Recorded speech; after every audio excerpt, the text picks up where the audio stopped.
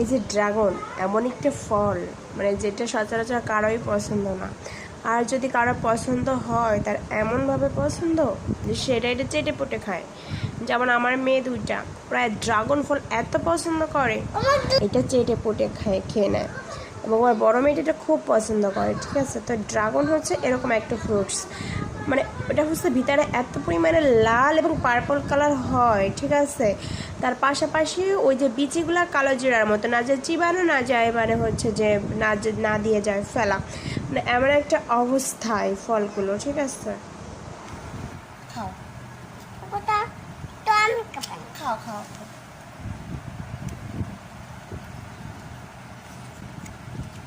কেমন? মজা মজা খাও অনেক মজা।